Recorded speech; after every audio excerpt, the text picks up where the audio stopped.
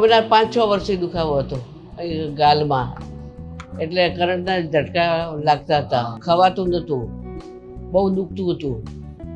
પછી દાઢ બી કઢાઈ, CT scan બી કરાવી તો દુખાવો મળતો હતો. રોજ સવાર સાંજ 2 ટાઈમ દવા લઉં લખીને આપી હતી, તો દુખાવો તો ચાલુ જ હતો.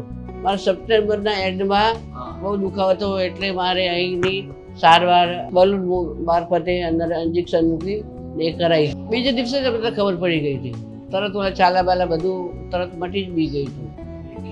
હવે આમ ખવાય બી છે, જે હાલ ઢીલું થોડું ખાઉં છું પણ ખવાય છે, એવું દુખતું બીજું કશું નથી. પાણી હું પી શકું છું ને ચા બી પી શકું છું. અમે પંખા નીચે સૂવું છું, ત્યાં અંદર જ સૂવું છું પંખા નીચે, ને ખાવા બી મને કોઈ તકલીફ થતી નથી. મારું નામ વિજયાબેન ગિરિરાજશંકર દવે, મારી ઉંમર 68 વર્ષની છે. અમારે હાલ રાણીપ રહેવાનું, મૂળ વતન રાજસ્થાન. હમણાં 5-6 વર્ષથી દુખાવો હતો અહીં ગાલમાં, એટલે કરંટના ઝટકા લાગતા હતા, ખવાતું નહોતું, બહુ દુખતું હતું. પછી દાઢ બી કઢાઈ, સીટી સ્કેન બી કરાવી તો દુખાવો મળતો હતો. રોજ સવાર સાંજ 2 ટાઈમ દવા લઉં લખીને આપી હતી, તો દુખાવો તો ચાલુ જ હતો, બહુ દુખતું હતું, ખવાતું બી નહોતું. જેનાથી મારતી હતી, કરંટ વાગતા હતા, અંદર ઝાટકા લાગતા હતા. એ ખાવું તો દુખાવો તો એમ જ ચાલુ હતો. ખટાશ ખાવું તો દુખે, મીઠાશ ખાવું તો દુખે, કંઈક દવા લઉં ગરમ તો બી દુખતું હતું બહુ. એટલે આ પછી ટ્રીટમેન્ટ કરાવી. હું હોસ્પિટલ આવી ત્યારે પહેલી વખત બતાવ્યું ત્યારે ડૉક્ટરે દવા લખીને આપી. દવા બી કેટલા વખત લીધી, પછી ડૉક્ટર તો બહુ સરસ હતા. પછી એમને કીધું કે ભાઈ MRI કરાવો તો ખબર પડે કે તમે MRI. અમે 2-3 ગયા પણ કંઈ નક્કી નહોતું કે ભાઈ આપણે આ કરાવીએ. લઈ દવા બતાવી તો 2-3 વખત આવ્યા.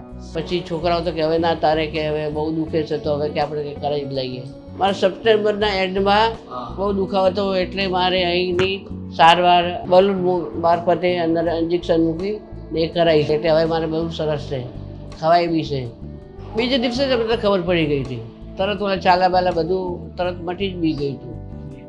હવે આમ ખવાય બી છે, જે હાલ ઢીલું થોડું ખાઉં છું પણ ખવાય છે, એવું દુખતું બીજું કશું નથી. પાણી હું પી શકું છું ને ચા બી પી શકું છું. અમે પંખા નીચે સૂવું છું, ત્યાં અંદર જ સૂવું છું પંખા નીચે, ને ખાવા બી મને કોઈ તકલીફ થતી નથી. ના, બધાનો સ્વભાવ સરસ છે. અમે 2-3 પહેલા વખત બતાવી આવ્યા, પછી છેવટે લીલમાં જ ગયા અને અમે કરાવી સારવાર. ડૉક્ટર હિતેશભાઈ પટેલને બહુ સારવાર સરસ છે, ધન્યવાદ કહું છું તેમને.